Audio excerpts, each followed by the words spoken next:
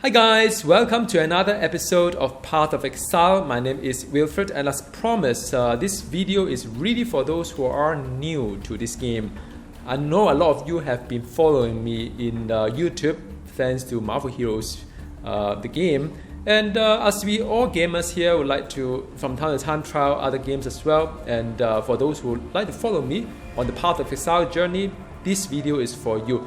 Before I go on, just a little bit of background here. I only started this Path of Exile the previous league, and now I'm on the Bridge League.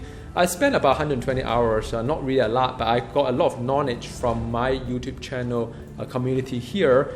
Now I've spent thousands of hours in other ARPG like Marvel Heroes.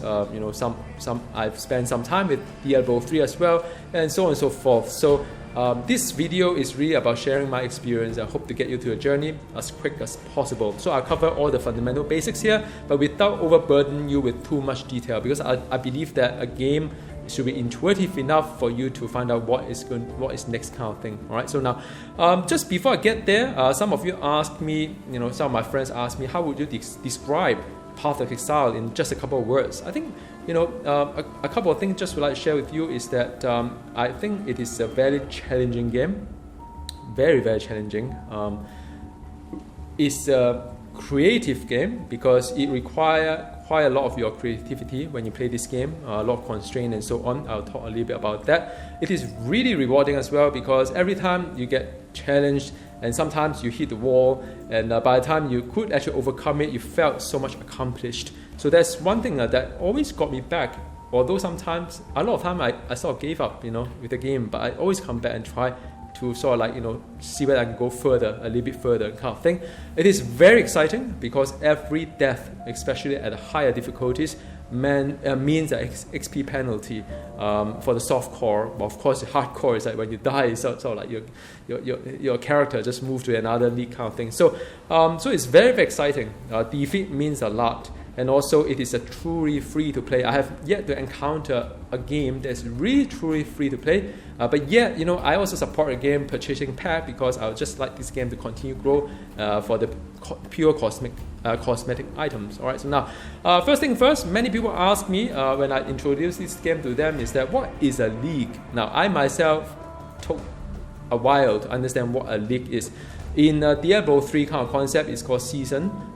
Marvel Heroes don't have anything like that, more like an event kind of thing. So every league is like you can start from fresh.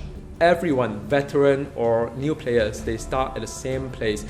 You do not carry any other gears from your previous kind of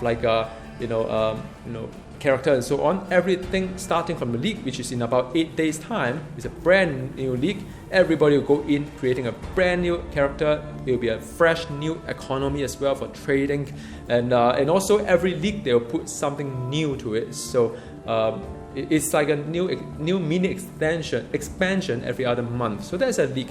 But if you choose to, you can play a league or you can play a standard, which is not a league. Just like you can just play normally.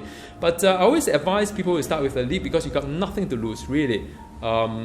At the end of the league, your character stay the same, and all your loot, everything will move into a standard kind of league, and you've got absolutely nothing to lose. It's just that when the time expires at the end of the league, then everything moves to standard, and that's all. Another thing to note is that it has a gateway as well for those who are from different part of the country. It's very nice. You got different ping kind of thing, so you can choose whichever. I'm in Singapore, so I got 2 millisecond kind of ping, especially very useful if say you are not from US, you are not from Europe. Sometimes the ping could be rather bad. So if you are in Australia or in any part of the kind of like US or Europe and so on and so forth, is really good. So this game will not give you any lag in terms of the network point of view, but it may give you lag in some other area. All right. So now, like graphic and so on. So let's take a look at that. I'm playing through Steam. You can log in this game without Steam as well. You can play it without Steam. So now, as you can see, I've got 2 characters. This one I spent 66 hours playing to level 66 in last league, and I've got this one which is currently at level 70. I spent about 57 hours. So every league, I personally will have personal goal to it.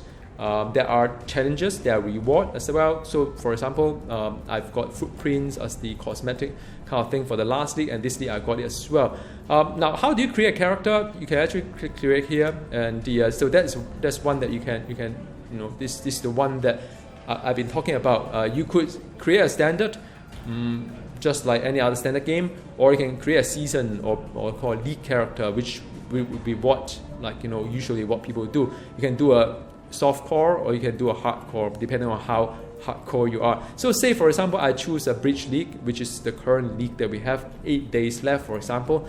There are actually multiple characters, so I'm going to just quickly go through them very, very quickly. So in Path of Exile there is a general concept of a class, but the uniqueness of this is that you could actually branch out to various different kind of like a build that you want. It's depending on your creativity. I can show you my character. It started somewhere like as a kind of like a witch kind of area, and after that go down to ranger, go all the way up back to witch again. So so it's a lot of kind of fun to it. It really depends on how you build a hero.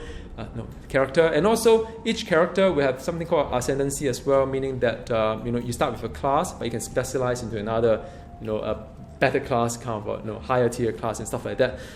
You have pure character, you have hybrid character. So there are only 3 attributes. I'll show you in a little bit later: strength, dexterity, and also intelligence. So it's a very standard RPG kind of like a red, green and blue kind of concept. So there are pure classes, like witch is a pure class. This is a witch, and then you have this is a witch, right? And after that you have the ranger. Ranger is also a pure class, right? Then you have the you call it the Marauder. Marauder is also a pure class as well. So these are all this pure class that we have. Then you have all these hybrid class, like for example the Shadow, Duelist. This is Duelist. This is Shadow, and this is the Templar. Those are hybrid on 2 attributes. And of course, my favorite would be a Scion, which is hybrid on 3. So it's really depending on what you want to do in different kind of environment kind of thing. Now let's just go into my character here, because it's easier to talk to what I have. And so my advice as a new player, go for the pure one. So it's either the Marauder or Ranger or Witch to start with, because it's a lot easier to start with the pure character, because you have intelligence here, you have dexterity here, and strength. Very clean, only 3 attributes, but it's a lot of complexity coming out from that. Notice the color, though. Everything is bound to a color. You'll see in just a bit later. So these are the things that you should take care of. A pure character like Marauder will start with strength. Everything is just red. Witch is mostly on intelligence, while Ranger is mostly on the green, which is dexterity. But if you have hybrid, you can hybrid on I believe the strength and the intelligence is Templar. Then you have the intelligence and the dexterity, or dexterity and the strength. We give you the other two hybrid classes. And as a Scion, which is what I am here, I have all 3 as my hybrid. In order to unlock Scion, you have to play through the game at least once. Then you rescue a lady, and she will become one of the characters you can play. All right, so now that cover what are the kind of like classes out there, the attribute as well that you can pay attention to. Then the next one I'd like to talk about is the gems and sockets. Unlike other ARPG like Diablo 3, or Marvel Heroes, all the powers are all given to you. Like you can just unlock as you level. It doesn't work that way in Path of Exile. You can actually, if you're rich enough, you can get all the other gems from trading and whatnot. There's no restriction in what gems you can have. Gems are power, by the way. So for example, let me just show you a little bit. Where do you get the power? You can do story quest, and they will give you a reward and say, oh, this is a new gem. Or you can just talk to any of this NPC. Second tab. There's a lot of gems here. So some of them is a support, some of them is to enhance certain things, and there are some that is the main power, like shot nova is a main power, there's spell, AoE and lightning, or you can add things like tornado shot, that is you use an attack, use a bow. So that is a very uniqueness of it. Remember what I mentioned about the color of it, because this one normally go with the dexterity, usually have a dexterity requirement like the one you see here. Other things like the red one, you have a strength requirement. Some of them have strength and in, depending on the kind of like a hybrid gems that you have. Then you have various kind of things as well. So do explore. The one that with a circle usually are the support. So a germ can like a power, but then the power can be enhanced in many different ways. So you could actually make your power to say shoot faster or shoot slower, or have a bigger area of damage, or you can give it a faster cast speed so that you can always cast faster. So now a very important concept I've learned here is that there's spell and there's physical attack. Those are two different things. So one is the spell, which is the cast. The other one is the weapon that you hit. Very important, because a lot of time when you say when you say there's one see whether I have something called like a faster casting. Faster casting, for example, would actually enhance only the spells. It would not enhance other things. So if you have anything that is like for example a shield charge, there's no point in giving it a faster casting because it's not a spell that casts. Rather than that, it's a faster hit kind of thing. So this concept is very important to understand the gem itself, how you support it with various different things. So for example, take my main spender as an example. It's called Constraint, which is more like a damage over time kind of like power. So what I've done with it is that I can link it to void manipulation. I can reduce elemental damage, which doesn't matter because this power is actually a chaos power. So so you can actually augment all this power one by one, augment it to decay faster, augment it to say pierce, augment it to whatever it is. So these are very important concept for you to sort of like put the gems together in an item that is being has socket, has color as well as link. So these are also very important concept. You can only fit a gem into a specific, like for example, this is a green color gem socket. So you can put a green color gem into a green color socket, right? And those that are linked, like all these link here, would then they can trigger one another. Like for example, I spell called Totem will then have a faster casting or whatnot. Then you have the Wither that go along with it. So things like that will link together. Sometimes I do put kind of like socket in gems in some sockets that may not make sense. Mainly because in this game though, a lot of time you have to be creative because you work with constraint. Some of the sockets you may or may not be the color that matches what you really aspire to use, but you can pick anything else to combine them together and just make your own spell. Basically create your own spell in a way. Sometimes it may work, sometimes it doesn't. Sometimes it works, sometimes it may not work, but that's part of the fun when you start a journey with Path of Exile. Each gem, as you know, there's a level to it. So this gem Blasphemy Support, which I added in a little bit later, is level 14. There are other gems like Enfeeble, which is level 16, or Vulnerability level 16.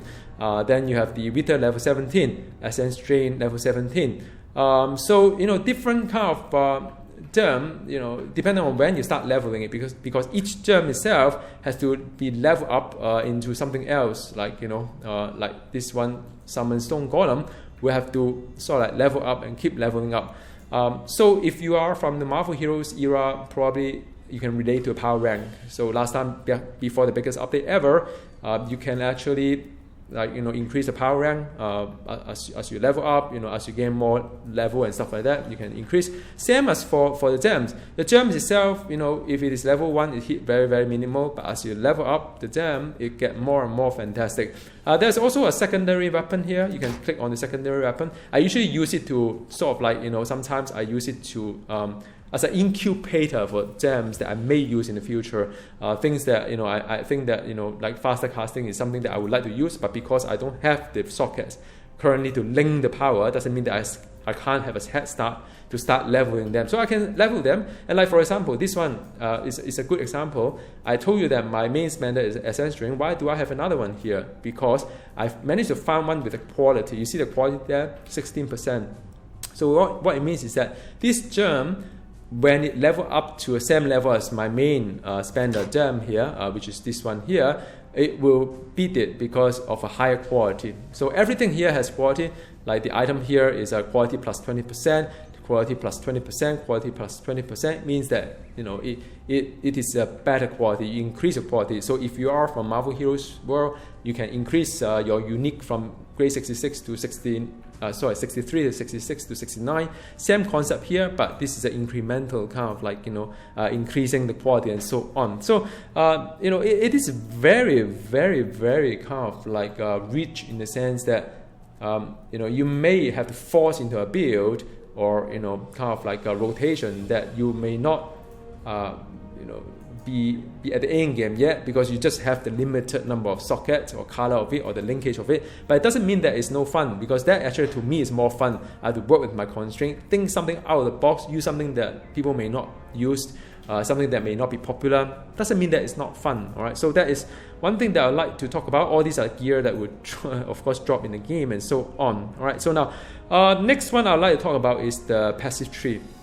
So now very important here.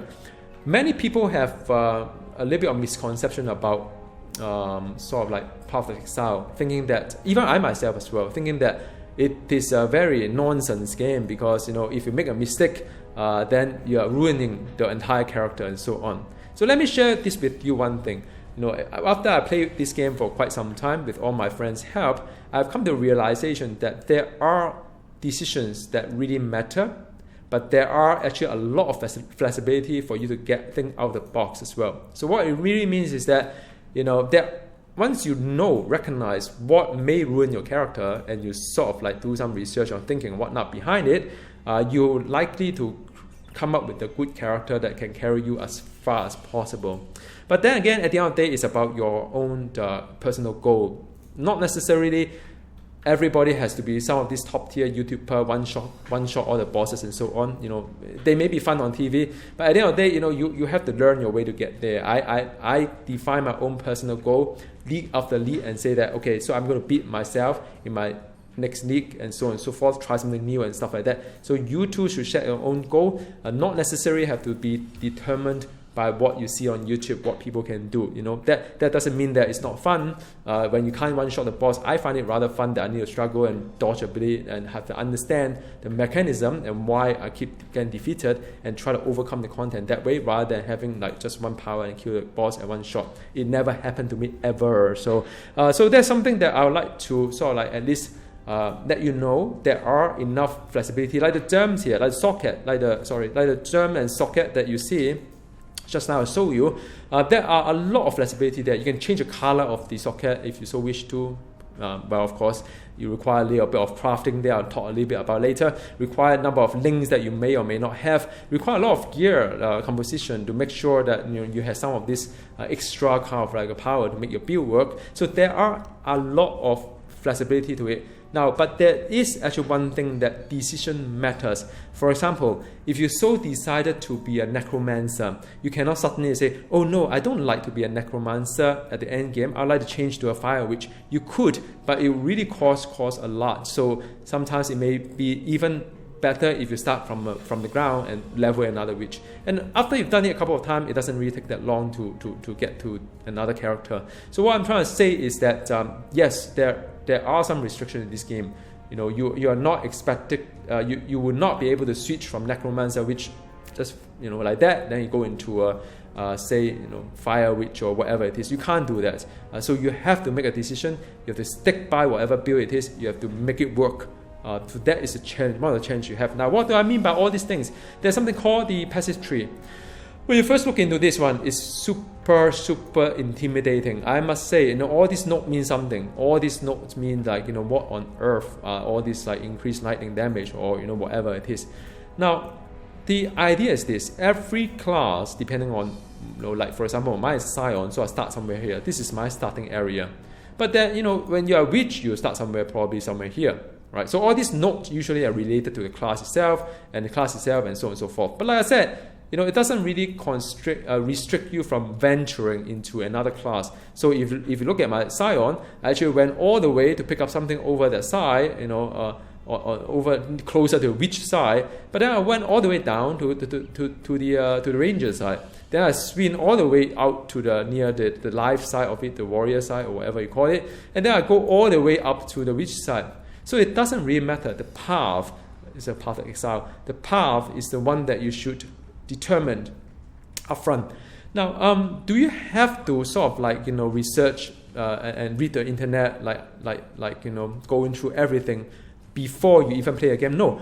The last league I played, I armed with my experience in Marvel Heroes. I went in without even knowing what I was doing. I didn't do too bad. I mean, you know, I went through until level 66, which is not too bad as a very new players. You know, a lot of area you can actually kind of understand that, you know, whenever you see something like that, like a branch here, it's very much like, would you like spell damage or would you like attack speed? Things like that, you know, will kind of like give you some idea or kind of trade off, like, you know, some of this trade off that you will see, you know, like do you want to have more damage over time through this path, or do you want to have a life regen? So these are some of the trade off that you have to continuously thinking. And from what my understanding is always good to just pick the trade-off and pick as many points as possible, of course. Now, the nodes that connect all these biggies, so the big ones are usually the one that those are prize one. These are the one that will give you a big buff to something, right? And usually this kind of island there are the one that is pretty worth it, but you can't really venture into all of them. Like, you know, you cannot pick this one and pick everything here. So you have to pick something that really makes sense. All these points are very hard earned. And the path to it is also something that you need to trade off. Do you want this or do you want that? So every path here is like, do you want the increased chaos damage or do you want to increase chaos resistance? For example, there are a lot of like a pitfall in this entire map. So if you are new and if you are starting to it, you may make mistake. There are actually refund points as well as you play the game and level up in the story mode. There are actually ways for you to refund some of these notes if you make some mistake. There are actual orbs help you to erase some of the mistake, but it is really to correct some minor mistake. If you drastically change the entire kind of like a build, it may as well level another character, which doesn't take too long anyway. So that's my advice to you. And also there are some very unique note that are like, you know, like this kind of note that give you very game-changing kind of like you know, gaming experience, but also give you some of them is a big risk, big return kind of thing. So it's a lot of fun thing. Now, what should you do if you are new to it? I think you should just experiment first, because after all, you don't know what's good, what's bad. But after a while, you know, you realize that your build cannot reach somewhere. Like for me, in this league, I actually researched on the internet and to find out what are the options I have and how to stick with the decision, the passage tree. So that will help you a lot in terms of like, you know, getting the right tree. But it doesn't mean that you have to do it. But it's advisable once you get to learn the game and know what you like, what you don't like, then you can sort of like, you know, research in the internet what is the best. And then after that, you may want to deviate from it as well, because once you get to play and understand like, well, actually, you know, my play style doesn't really suit some of these kind of like branches or node. Maybe next time I can do something different, you know. So that's really a fun thing. But just to recap, that passive tree is the only thing, and also the class that you pick are the only thing that decision matters. The rest of it is a lot of flexibility for you to change the way that you want to build a hero, the character, and so on. All right. So now that I cover the passive tree. Next one is the orbs. So now this game doesn't have gold at all. There's no gold counter. If you take a look at the inventory here, there's no gold counter. What it does have though is crafting materials. Now there are many types of crafting material. I'm not going to go through it in this video. You can read up in some of the external website that I'm going to link it here. But there are many orbs for many kind of like, you know, property here. You know, you can use it for crafting. So what people usually do are, you know, they actually sell all these orbs and they buy items. So to do trading with all these orbs. So it is really up to you, like what kind of approach you want to get. But you know, just one thing that you like to at least get you through the thinking process is that there's no gold. You don't need to pick up gold and so on. Not like Marvel Hero credit, not like Diablo 3 gold. But there's something called orbs that you farm. So you still require a little bit of farming, a little bit of trading as well. Now, why is trading important? Probably I'd like to just address this one very quickly. Is that you could find your gear, sell-found gear, but because as you can understand, Path of Exile is very diverse, you know, because there's, even if you play a particular class, doesn't mean that you will play as a necromancer, as a what, right? So the game probably find it a little bit hard to like drop something relevant to you as of now. I think that's how they design the game. And so there's a lot of other items that give you endless possibility on what you want to build, but it has pros and cons. The con of it is that very unlikely you will find a gear that you actually use and kind of like, build with it. So you end up having to sometimes sell your gear, and then after that you get the orbs, and you use the orb to buy the gear that you want. So there's also one aspect to it. Trading is important. I'll put some link at the description of the video on where are some of these places you can find your place. Find your gear. There's no auction house in this game, but there's actually some website that does it really well for people to list out what they want to sell, and you just need to whisper the person in game and sort of like get the items that you want with the cost that you guys agree upon. All right. So now crafting, I talk a little bit about that as well. There's many things on crafting. I'm not going to talk too much on that, but do read up some of this description. Don't be afraid to use some of this like cheaper kind of like orbs. For those expensive ones, I think you just save it. Yeah, you don't really need to use it for as you level and stuff like that. But the cheaper one, you just go ahead and use it. There's really nothing wrong with that. All right. So now next bit is really about the leveling and also end game. And also I'd like to talk a little bit about the labyrinth as well. So now, unlike other games, right, that hitting max level in this game is actually rather challenging. It is an accomplishment when you reach end game, like level 100. So a lot of us who may be playing this game are not going to be level 100. Like for me, I want to beat my target league after league. I probably next league I will say I want to reach level 80 and level 90. So every milestone is an accomplishment, because after you level up a certain level, like 70 right now, I can probably finish off the merciless and whatnot. There are multiple difficulties to it. But beyond which is really a lot of end game. They call it mapping and so on. I'll probably show you some of this other video on mapping and stuff like that. So there are actually end game content, and the story mode is just press U and you can see where you are in the story mode. It's very nice on the map. So you have normal, crew, merciless as of now, Act 1, 2, 3, and then 4 as well. Once you open up Act 4, this is as per the current kind of like setup. But in July, whereby they're 3.0, because of the error, it's going to come out. They remove all these difficulties. They have add 1 to add 10, so they add another 6 add to it to expand the story. So it's going to be pretty nice. All right. So now you can use the story mode to level up your character, of course. You will, after you come to the merciless, which is the kind of end kind of difficulties right now, as of now, at a certain level you'll be able to do mapping, which is like the end game. If you are from Marvel Heroes, those are more like the danger room kind of like scenario. You have different kind of affixes and stuff like that.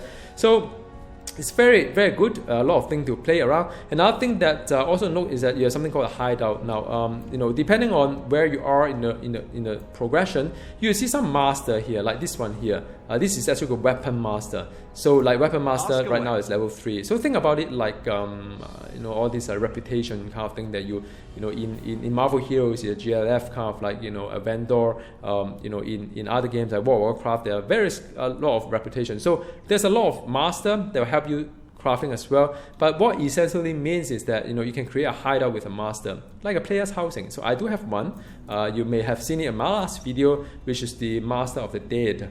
But so what happened is that in your hideout, which is like your home, you can actually do a lot of things. You can do all these daily quests, like there's actually daily mission here, stuff like that, and you can have your own hideout master as well. You can decorate all these things. All these are being decorated by me. As I'm doing all this like leveling and so on, I'll be able to purchase some of these like decoration and stuff like that to make your own housing. So it's very nice. There's a player's housing there. Your friends will come to your hideout as well, and this is really your very own place here. You can do a lot of stuff here. No one will know what you're doing here. All right. So now I've talked about the hideout. I talked about the story more as well. And I think one more thing I'd like to also highlight is that in Marvel Heroes you have something called the Cosmic Trial.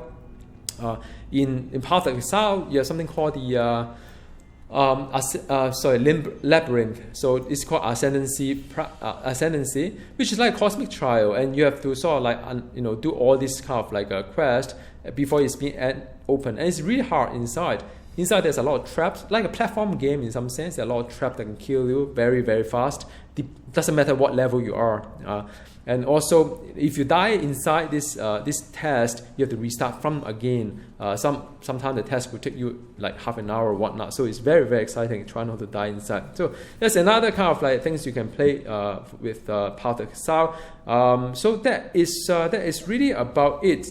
Towards the end of the video already. So another question people ask is that what to pick in this game, because there's a lot of junks and stuff like that. Don't pick everything. In any ARPG, do not pick everything. Now do check out the sort of like, you know, the sort of like link below when I put in some of the external kind of website to show you what you can sell to the vendor to get some kind of like extra stuff. So for example, if you manage to have a gear that has like this one, you have red, blue, and green kind of linked together. If you sell it off, they have some different orbs to it. So there are actually quite a lot of things that you can do by just the mini game of looting itself. But if you say, well, I don't really know what to loot or what not to loot, I strongly recommend install something called the there are actually multiple options here. So there are like under UI, there's something called the list of item filters. So you can, these are like the, well, you can say the add-on or like a mod like that. So you can do a Google there, NeverSync is one of them. There are other options as well. And what happens is that once you have this filter there, the items that are of high value to you will then like really big font, you can't miss it kind of thing.